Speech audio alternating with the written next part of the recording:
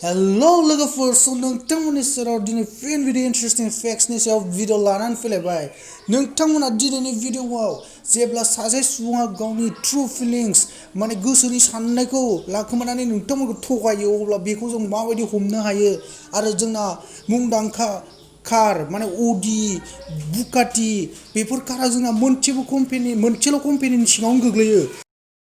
स' दिनैनि भिडिअ नोंथांमोना बिब्दिनो हिन्दीआव मा बुङो जोंना दिमाग हिला देने वाला फेक्ट्स बे भिडिअआव नोंथांमोना नुनो मोनगोन स' जों बांद्राय बुङालासिनो भिडिअखौ जागायनोसै र' नोंथांमोन भिडिअखौ जागायनायनि सिगां नोंथांमोना दिनैनि भिडिअखौ नायोब्ला बांद्राय इन्ट्रेस्ट मोननानै बोरैबा चेनेलखौ साबस्क्राइब खालामनो बावलांगोन जानो हागौ स' प्लिज अननानै जायफोरा साबस्क्राइब खालामाखै चेनेलखौ साबस्क्राइब खालामना लाग्रोदो नोंथांमोननि सेराव आं जेब्लाबो बिब्दि इन्टारेस्टिं फेक्ट्सनि सायाव भिडिअस लानानै फैबाय थायो आरो जायफोरा साबस्क्राइब खालामबाय बिसोरखौ रोजा रोजा साबायखर फेक्ट नाम्बार 5 नोंथांमोना मिन्थिगौना जों दा जा मबाइल फन इउज खालामगासिनो जों बयबो नोंथांमोना जाय नायगासिनो आरो आंबो स' बे मबाइल फनाव थानाय बेक्टेरियाया टयलेटाव थानाय बेक्टेरियानिख्रुइबो 10 गुन बांसिन ची फेक्ट नाम्बार 4 नोंथांमोना मिन्थिगौना जोंना बे लैथो जिङाव नारेंखल बिफांफोर थासोआ होनब्ला कक'नाट ट्रिस स' बेफोराव जोंना बे लैथोआव गब'ना थैनाय सुबुंनिख्रुइ बे नारेंखल बिफांजों नारेंखला खर'आव गोलैसिननानै थैनाय सुबुंनि हारा 15 गुन बांसिन जुदि जोंना गब'नानै 10 जन सुबुं थैयोब्ला बे नारेंखल फिथाइया गोलैसिननानै खर'आव 150 जन सुबुं थैयो वाव स' नोंथांमोनाबो उनफोराव मालाबा बिचफोराव बेरायनो थाङोब्ला एसे साबधानै थाबानो जाबाय नारेंखल बिफांखौ नायनानै फेक्ट नाम्बार 3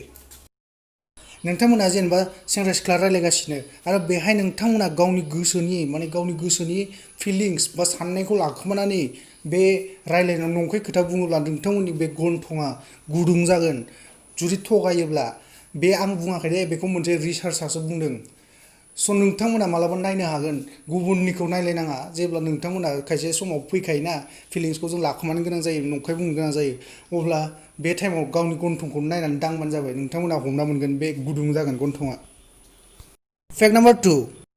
स' लोगोफोर बयनिबो थाखाय मोजां खोथा जोंना नै सिख्लाफोरखौ बा हिन्जाव